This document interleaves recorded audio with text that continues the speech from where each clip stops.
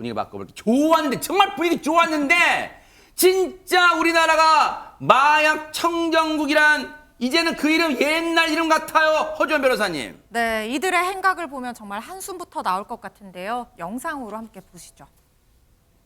네, 제주의 한 감귤밭입니다. 평범해 보이는데요. 네. 밭 안쪽으로 들어갔더니 대마나무가 숨어 있습니다. 저 어머. 동그라미 안에 훌쩍 큰 저거예요? 모습인데요. 네. 1m가 넘을 정도로 큰 나무입니다. 네. 그리고 자택도 있는데요. 네. 안으로 들어가 보면요.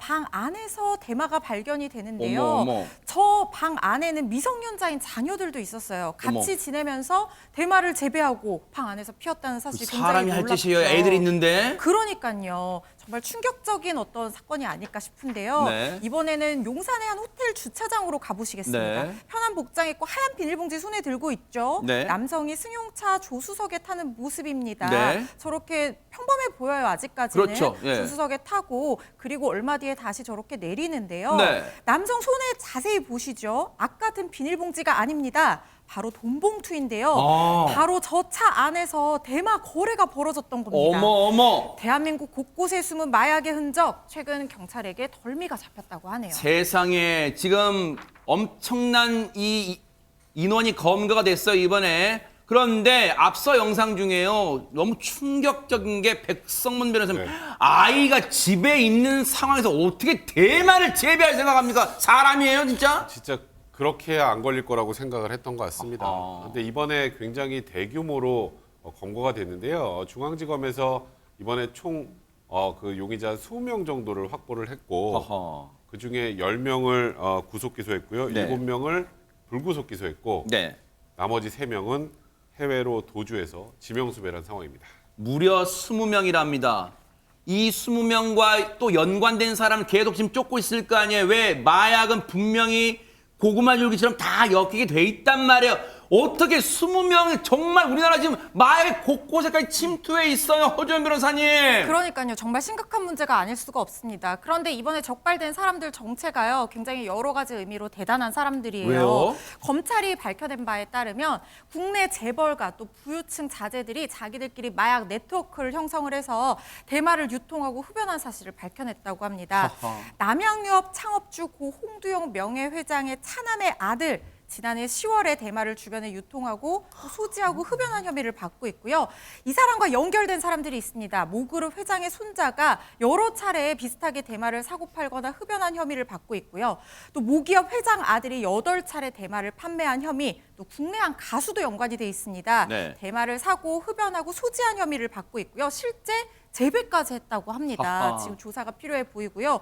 또 같은 혐의로 불구속 기소된 7명 중에는 모그룹 이사 겸 창업주의 손자도 있었다고 하고요. 이 남성 4차례나 대마를 구매해서 흡연한 것으로 지금 알려지고 있고 여기에서 그치는 게 아닙니다. 네. 모 금융지주 일가인 남성과 전직 경찰청장의 아들까지도 지금 대마를 같이 유통하고 흡연했다가 불구속 기소된 상황이고요. 일부 일당 도망갔다고 했잖아요. 해외로 도주한 모그룹 창업주 손자 등 3명이 지명 수배된 상태입니다. 이건요, 여러분 들으셨죠? 그냥 단순히 뭐 대마, 마약했던 사람을 잡았다 이 정도에 그치는 게 아니라 지금 그 검거된 사람의 출신 배경을 쭉 설명해 드렸잖아요. 이게 문제예요. 우리나라에서 조금 산다는 사람들의 손자 이런 인간들이 이런 짓을 하고 있어요. 부유하다 보니까 정신을 딴 데 이런 데 쓰고 있어요. 마약을 하고 있어요. 이름만 되면 하는 그 그룹의 손자란 사람들이 정말로 문제입니다. 전현평론가님. 예, 그런데 문제는 우리가 상식적으로 도저히 이해할 수 있는 일들이 너무나 많이 벌어지고 있다는 거죠. 이번에 한 건설업체 회장의 아들이 해외여행을 갔다가 현지에서 마약을 구매해서 피워서 대마를 피운 것으로 드러났다고 합니다. 근데 왜 더 충격적이냐? 네. 임신 중인 아내와 여행을 가게 된 것이 태교 여행의 목적이었다고 합니다. 임신 중인 아내 그리고 예비 아빠들이 좋은 것만 보고 좋은 것만 먹고 좋은 생각만 해도 모자라는데 이런 일이 벌어지고 있다라고 하는데 이른바 대마 카르텔, 마약 카르텔이 얼마나 심각한지를 다시 한번 보여주는 대목입니다. 임신 중인 아내와 태교 여행 가서 대마를 하면 애한테 뭘 가르치겠다는 거예요? 애가 무슨 죄예요? 복중에 있는 애가 무슨 죄입니까? 그게 태교 여행이에요. 그런데 앞서 검거된 사람의 그 그래픽 조직도를 보니까 하재근 평론가님, 물론 남양그룹 차원에서도 곤혹스러울 거예요. 왜?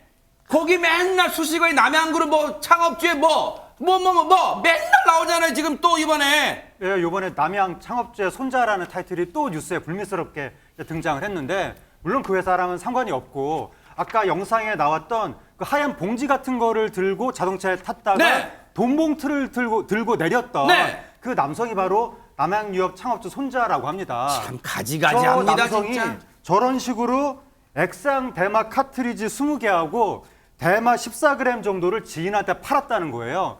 그래서 670만 원 정도를 받았다고 하는데, 저런 식으로 호텔에 거주하면서 본인이 대마를 흡입하기도 하고 지인들한테 팔기도 하고 네. 그렇게 했다고 합니다. 근데요, 백성문 변호사님, 남양유업, 그러니까 남양그룹 입장에서는 이런 불미스러운 일이 앞에 수식어가 거론되는 게 곤혹스럽고 불만이겠지만, 이게 도덕적으로 책임 없다고 할 수 없어. 자식 교육을, 손자 교육을 뭘 시킨 거예요, 지금까지? 그러니까요. 지금 남양유업 창업주 손자가 이번에 연루가 됐었지만, 또 기억을 해보면 창업주의 외손녀였던 황하나 씨도 그 마약 문제로 크게 이슈가 됐었죠. 그러네요, 이제 보니까. 2015년에서 2018년까지 박유천 씨하고 마약을 같이 투약을 했다가, 그 당시에는 이제 징역 1년에 집행유예 2년, 그러니까 초범이니까 집행유예로 석방이 됐었는데, 문제는 거기서 그친 게 아니라 2020년에 또 필로폰을 투약하다 검거가 됐습니다. 하하. 그리고 작년 2월에 대법원에서 징역 1년 8개월 실형을 선고받은 그런 상황에서 또 남양유업 창업주 손자까지 연루가 됐다는, 또 다른 이제 뭐 대마지만 연루가 됐다는 얘기가 나오면서 남양유업 측도 굉장히 곤혹스러운 상황일 것 같습니다.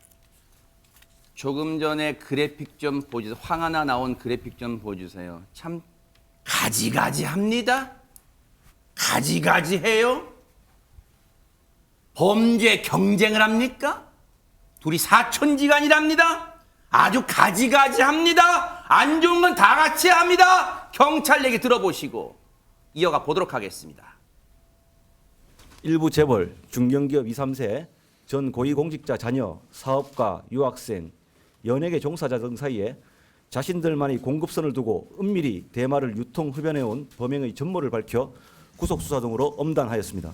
수사 과정에서 임신 중인 처와 함께 소위 태교 여행 중 대마를 흡연한 사범이 적발되는가 하면 과거 대마 범죄로 단속 또는 처벌받은 전력이 있음에도 다시 재범할 정도로 대마의 중독성과 의존성이 심각함을 확인하였습니다. 이번 수사는 서울중앙지검이었습니다. 서울중앙지검 검찰에서 이 얘기를 한 거예요. 그런데 앞서 제가 말씀을 드렸지만 이거 심각한 게, 일반인들이 이런 마약하다, 대마를 하다가 잡혀도 우리 사회가 지금 골마지고 있다, 골마 썩어가고 있다, 걱정할 판에 돈 꽤나 있다?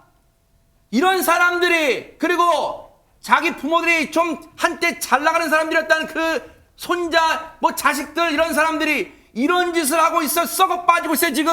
그러니까요. 그러니까 우리 사회가 그래서 지도층이나 아니면 사회 뭐 지도층이라고 얘기하는 분들에 대해서 불만이 있는 거예요. 아니 일반인들은 꿈도 꾸지 못하고 상상도 할 수 없는 일들이에요. 예를 들면 지금 3세라고 얘기하는 사람들이 대부분 이제 검찰의 결과를 보니까, 조사 결과를 보니까 대부분 유학 시절에 대마를 접하게 됐고, 거기에 중독이 돼가지고 들어와서도 끊지 못하니까 자기들이 직접 재배하거나 아니면 돈을 주고 재배를 맡겨가지고 본인들이 흡입을 하는 거잖아요. 못된 것만 배워온 거잖아요. 네. 유학 가서 뭘 배운 거예요, 대체? 그러니까요. 근데 문제는 뭐냐면 이런 식으로 예를 들면 부모나 이런 사람들이 아이들을 유학 보낼 때는 제대로 공부할 수 있도록 하는 환경을 만들어야지, 예를 들면 돈만 주고 해외 가서 공부하고 와라 이렇게 해서 끝내버리니까 문제라는 거예요. 잘못된 행동을 했을 때 거기에서 따끔하게 혼을 내거나, 아니 감싸주지 말고 어떻게든지 얘를 빼낼까만 생각하지 말고 돈 많이 들여가지고 좋은 변호사 붙여가지고 형벌 좋게 받고 나오도록 만들어주는 문제가 아니라고 저는 봐요. 네. 기본적으로 이런 문제가 있는 사람들은 처벌을 받고 또 네. 재생을 할 수 있도록, 네. 그러니까 다시 새로운 삶을 살 수 있도록, 갱생할 수 있도록. 네. 네. 이렇게 노력을 해줘야 하는데 그런 거 별로 안 하잖아요. 네. 재벌들 보세요. 조금 지나면 또 어떻게든지 좀 형벌 적게 받고 다시 나오도록 만드는 이런 일들만 하고 계시잖아요. 그래서 국민들이 비판을 하는 겁니다. 앞서 제주 감귤밭 영상에서 어떤 그 집에 들어갔을 때 영상 보셨어요? 거기에 보면 이게 사람이 할 짓입니까? 저 글씨가 뭐냐면 아이 글씨체로 보인대요. 근데 무슨 내용인지 아세요? 수리 중. 문 열지 마세요. 아이한테 시킬 게 없어 저런 글을 쓰게 해요? 그러고도 부모예요? 사람이에요? 애한테 어떻게 이런 짓을 할 수 있습니까? 들어가지 마세요. 수리 중. 이걸 아이한테 쓰게 합니다. 그러고도 사람입니까? 검찰이요. 이번에 검거된 사람 말고 반드시 연계된 사람이 있을 거예요. 반드시 일망타진해 주시기 바랍니다. 더 이상 대한민국이 좀먹는 거, 썩어가고 있는 거, 취해가고 있는 거 방치할 수 없습니다. 반드시 검거해 주시기 바랍니다. 보고 계십니까? 대박 사건. 네, 안녕하십니까? 김명준입니다. 여러분과 함께하는 뉴스파이터. 다양한 소식과 뉴스를 보고 싶으시면 화면 오른쪽을 꾹 눌러 구독해 주시길 바랍니다. TV로도 유튜브로도 여러분께 한 발 더 다가가겠습니다. MBN 뉴스와 뉴스파이터를 사랑해 주셔서 고맙습니다.